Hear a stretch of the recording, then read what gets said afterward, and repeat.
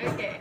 Hi, I'm Susie Cho. I'm going to be a senior next year when you guys come up to McLean, and I'm going to be one of the co-captains for the team next year, along with a wonderful person named Michelle Ma, who I'm sure you've met, but who isn't here in the video today. I'm Shri Medichurla, and I am going to be a junior next year. Next year, I will be assistant captain for McLean Debate, as well as public forum captain, along with Melanie Pincus, who you guys will get a chance to meet. Hi everyone, I'm Fatima Shabazz. I'll be your novice captain for next year, so you'll all be working very closely with me. I'm also going to be the Congress captain with Jessica Boyer. Who is me? I'm Jessica Boyer. I'm a rising junior, and I'm next year's secretary and Congress co-captain with my wonderful PF partner, Fatima. Okay, so everyone, this is just McLean Debate. So we're going to tell you more about McLean Debate, expand upon PFs, like that. So just for a brief overview of why you should join. Now, I'm sure a lot of you are already in debate as you're watching this video today, but just to give a brief overview, debate as a whole is a great experience. You meet amazing people like these wonderful individuals here. It obviously is a great resume and college outfiller. Colleges love seeing nationally ranked debaters, we're not going to lie. And it keeps you up to date with current events. You will be able to speak in class about gun rights, about body cams, about the Nuclear Proliferation Treaty, topics that your peers don't know much about that you'll be able to be more well-versed on. And finally, it's actually fun. Regardless, too. Despite public opinion, debate's actually one of my most fun activities that I participated in high school, and I love it.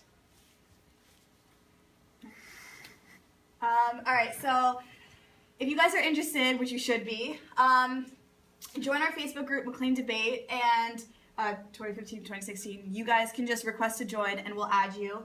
Also sign up for a mailing list. Both of these are great ways to receive updates about upcoming tournaments and upcoming meetings and events that McLean Debate will be hosting. And we have weekly Thursday meetings in Mission's room, so come to those, and then club dues for everyone in the club. Okay, so what you do in debate, essentially this is something that's changing with the upcoming year because we're adding a lot of fields, but overall what you do is you attend tournaments that are known as walkfuls. They're monthly with a different topic for each tournament.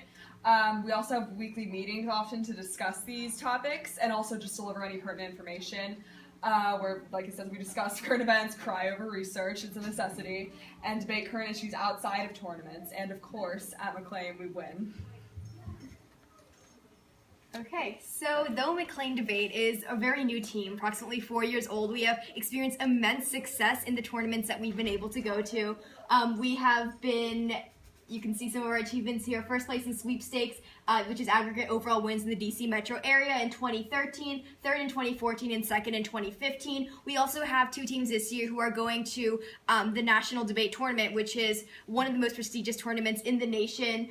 We've seen that a lot of our debaters are going to colleges like Yale, Princeton, Brown, Swarthmore, UVA, UC Berkeley, and Georgetown. And with the addition of even more forms of debate, such as Lincoln Douglas next year, we're only going to expect even more of these successes and are looking forward to what McLean Debate has to hold. Yeah, we'll be offering all 4 events: Public Forum, Lincoln Douglas, Congress, and Policy. So if you're interested in any type of debate that you haven't been exposed to in middle school, we strongly encourage you to join any of our 4 teams.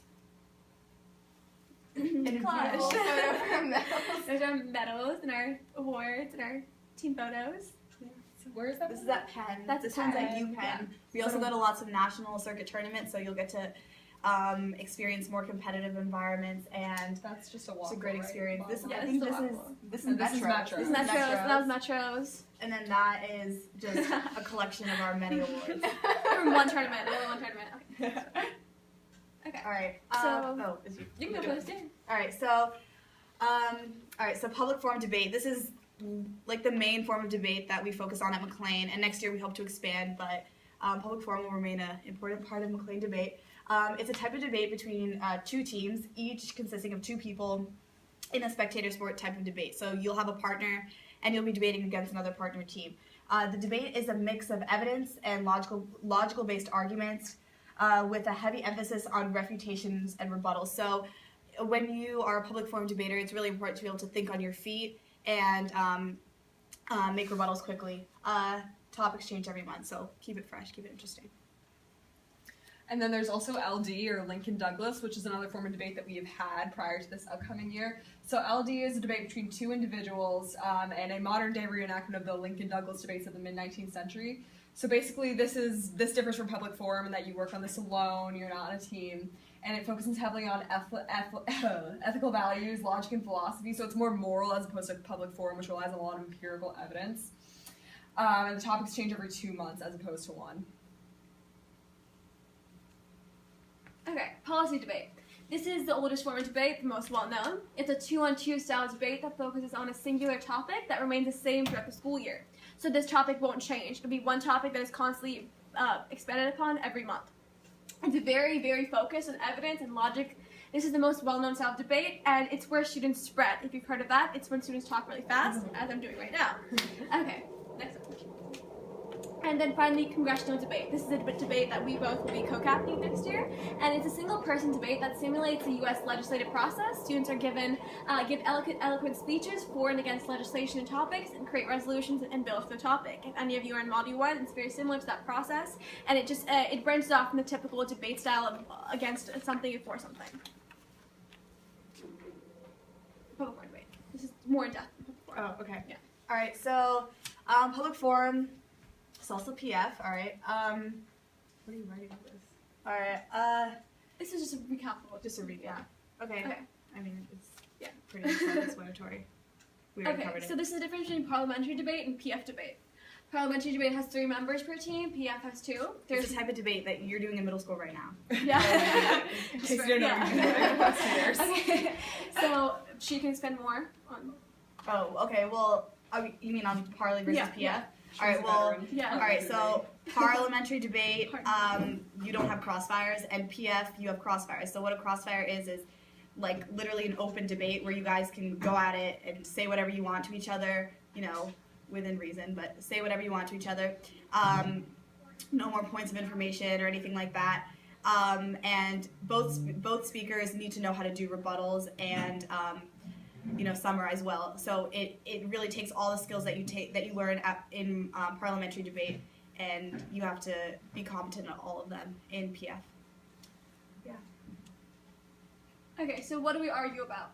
You argue the resolution, aka the topic, which I'm sure many of you have done so far this year. It's given to you by the National Speech and Debate Association. Resolutions often involve domestic or international issues like immigration and U.S. policy. For example, in the past, we've had some on immigration reform, whether it should include a pathway to citizenship or not. On balance, the benefits of genetically modified foods outweigh the harms. We've had topics on single-gender classrooms, on the NPT, on the Sahel region of Africa, and recently on ISIL and ISIS. How do you argue the resolution? So you and your partner, you have an obligation to both argue for and against the resolution, affirming and negating it.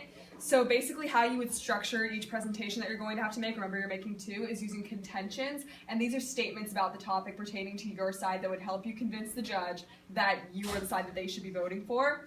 Within these contentions, you'll be presenting evidence, which you find from statements and studies and reports that help to support your contentions. Okay, so speeches. You can write your speeches in a plethora of ways, but what you're going to do is have an opening statement, which affirming, negating the resolution. You're also going to define any key terms that you think will especially help your side. That's called framework. You're typically going to have 2 to 3 contentions, and then evidence. And with this evidence and your contention development, you're going to want to know that unorthodoxy is key. You want to have very obscure, unique arguments so that you can throw your opponents off guard and also get to know the topic in a new perspective that others may not be familiar with. Shall I? Yeah, absolutely. Okay. Oh, and like Susie said, a lot of this is subject to modification, but the two or three contentions that you have and the evidence that's included within them is pretty standardized. I wouldn't recommend attempting to present a case any 4 other way contentions without or 1 contention. dividing Oh, contentions yeah. that are very clear and concise with your evidence within them. Okay, so now if we have an amazing sample speech by Susie Choi. So this is a speech that my partner and I wrote in February. Should I stand? Yeah, wherever you go. Okay. And the topic was whether economic globalization benefits worldwide poverty reduction. Keep in mind, speech is around 4 minutes long, so I'm gonna just commence now. Michelle and I strongly affirm, resolved, on balance, economic globalization benefits worldwide poverty reduction. Economic globalization is the increasing interdependence of world economies as a result of growing cross-border trade, flow of international capital, and spread of technologies. We also observe that the definition of poverty is multifaceted. As John Anderson of the U.S. Agency for International Development explains, poverty includes more than just income. Access to education, health, credit, and other productive resources are also important. Thus, all aspects of the word poverty should be considered in today's round. Contention 1, health, subpoint A, vaccines. Economic globalization has allowed for the transfer of vaccine technology and pharmaceutical firm globalization necessary to combat diseases ravaging the impoverished. The American Academy of Pediatrics reports the Measles and Rubella Initiative has reduced measles deaths globally by 74%. Additionally, 2012 saw a 99% decrease in polio cases from when the vaccination effort began in 1984. And since its launch in 2000, the Gavi Alliance has contributed to the immunization of an additional 370 million children in 73 of the world's poorest countries. Judge, economic globalization does not just reduce poverty by allowing the poor to gain access to necessary health assistance, because, as the World Health Organization elaborates, scaling up the use of existing vaccines in 72 of the world's poorest countries could save 6.4 million lives and avert $145 billion in productivity losses between 2011 and 2020. Subpoint B, birth control. As a result of economic globalization, when international organizations like the International Planned Parenthood Federation distribute resources such as birth control to developing nations, they relieve poverty, especially among women. As stated in our definition of economic globalization, the distribution of these items constitutes as economic globalization because of their international capital nature. Birth control constitutes as capital because it holds monetary value. According to Brown of J.P. Morgan, early legal access to birth control is associated with the reduction in the probability that a woman is in poverty by 1 percentage point, both as a direct consequence of access to birth control and through other channels that access to birth control influences, such as continued education and gaining greater work experience before starting a family. Furthermore, in 2012, the IPPF alone distributed 39 million sexual and reproductive health services, 7 million HIV-related services, 227 million condoms, and 360,000 abortion-related services.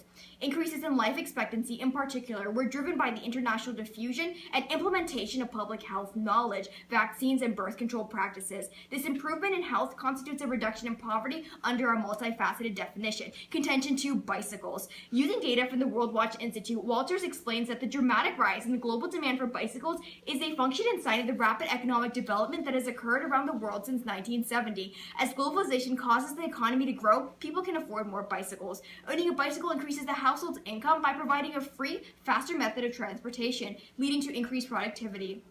Studies in Uganda and Tanzania have found that bicycles increase a household's income by up to 55%. A study in Sri Lanka found that owning a bicycle led to a 17% long-run increase in income. A study in Zambia even found that access to bicycles increased school attendance by 27% and academic performance by 59%. Judge, we are providing 5 impacts of bicycles in today's round. 1, increasing attendance and performance of vulnerable children in schools. 2, retaining more girls in school. 3, improving teacher attendance and access to professional development activities. 4, uplifting the livelihoods of bicycle beneficiaries and their families. And 5, improving the safety and security of students traveling to and from school. For these reasons, vote pro.